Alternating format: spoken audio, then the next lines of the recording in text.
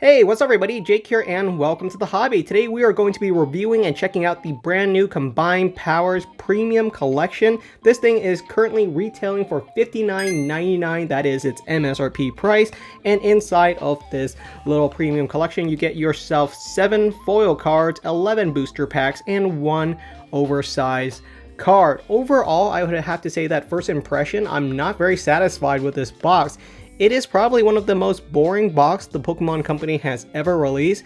I think it's almost a throwaway product where they had to put this Suicune, Lugia, and Ho-Oh into some kind of product and they just kind of threw this product together. It wasn't really fairly thought through. The big issue of it is it's kind of ugly. It's just a really ugly premium collection, and the price point, it's not a good price point. $60 for 11 booster packs is simply not a good deal because look at the competition. It's going against a booster box, something like this Paradox Rift booster box, which you can pick up from LGS or online for right around $100. So for $100 you get yourself 36 booster packs, and this is, you know, the bare minimum nowadays for a product. So 36 booster packs for $100, which is a really solid deal. This, you get a third, less than a third of the amount of booster packs for $60. So it's a steep price to ask people to pay. And even as a premium collection go, I think it fails at that because it should be premium. But look at something like this Flareon VMAX Premium Collection. This is a premium collection, so much better. It's such a cool product. This is a display-worthy premium collection. So compare this to the Combined Powers Premium Collection, and there's no contest. This thing just is a little bit lackluster. But that's first impression. Let's crack this bad boy open and see what we have inside. The promo cards inside of this box, the Suicune, the Ho-Oh, and the Lugia are all reprints, I believe. The Lugia EX right there as the jumbo cards.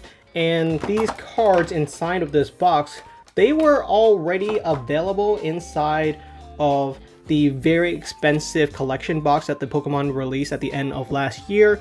If you look at the bottom stamp, they're not even true promo stamps. So we got ourselves here the Suicune EX. We got ourselves a Drops in the Ocean. Pretty cool card. I actually really dig this hollow pattern, so that's a nice one. We got ourselves a promo Mr. Mime. This might actually be one of the more interesting card inside of this little product. It is a really nice looking card. It's got that old-fashioned pattern to it. We got ourselves, there's the Lugia EX, the mini version of it. We got ourselves the Ho-Oh EX. We got ourselves a Scorching Charcoal card. While these hollow patterns are really nice, these are not going to be the cards that most people collect, simply because people don't really care too much about the Poke Tools. Those were the 7 promo cards. Of those 7, I do believe the Mr. Mime has got to be the most interesting one. That's a really cool looking card. It's done in almost sort of an XY Evolutions print style. I know it's based on base, but it just looks a little bit more XY Evolutions. So they modernized it a bit. We got ourselves Paradox Rift, Obsidian Flames, a third Obsidian Flames, a third Paradox Rift, a fourth Paradox Rift, another Obsidian Flames, Scarlet and Violet Base,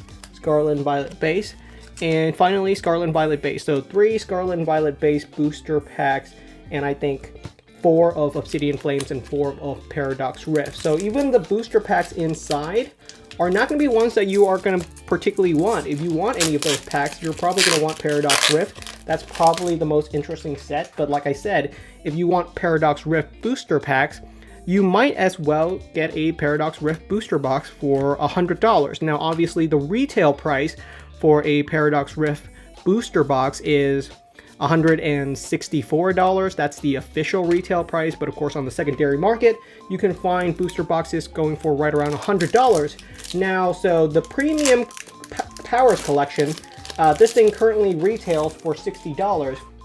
However, I did look on the secondary market to see how cheap I can find it, and I think I was able to find it going for right in between $40 to $42. So currently this product is brand new. It is brand new. It just came out and it's already going on fire sale. That's a massive discount.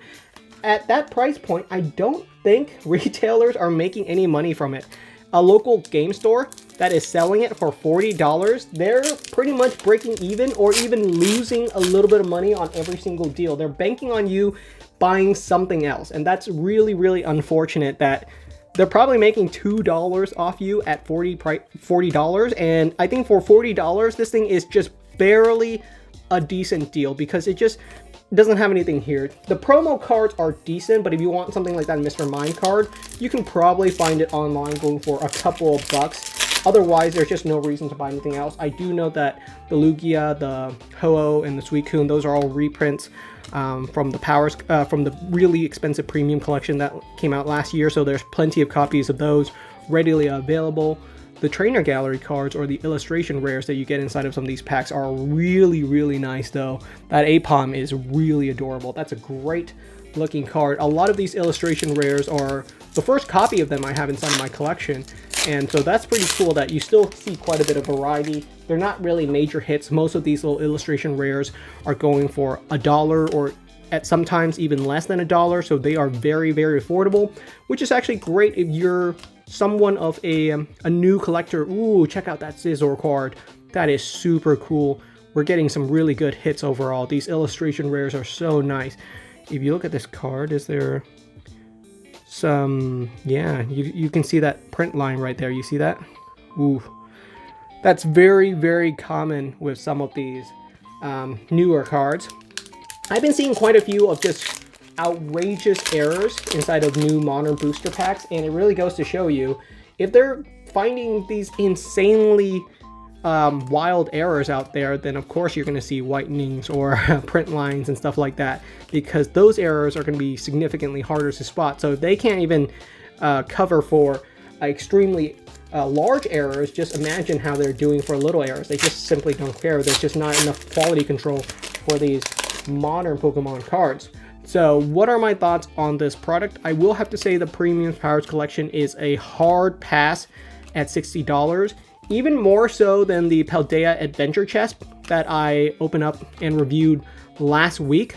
At least that box was just a ton of fun to crack open. It was so interesting as a product from a pack opening experience.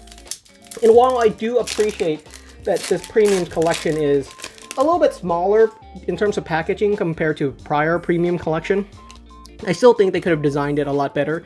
It's a very boring box. This is not a box that I would personally display inside of my collection.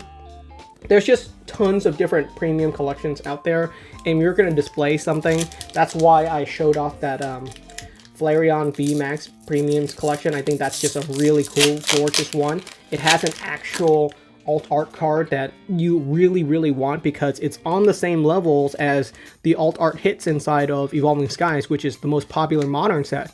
So it really goes to show what a strong premium collection that is compared to this one, which is bottom of the barrel.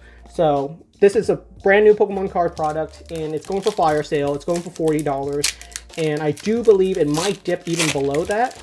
This is the most likely candidate for getting an even deeper price cut, because if people can't sell it at $40, they're going to drop it to maybe even $38, $35, and at that price point, card shops are just straight up losing money. There is no way they are making any money on this product at those price point, which is a little bit disappointing. So that's a little bit on the Pokemon Company for just releasing a disappointing product. We got ourselves our final booster packs from these 11 booster packs.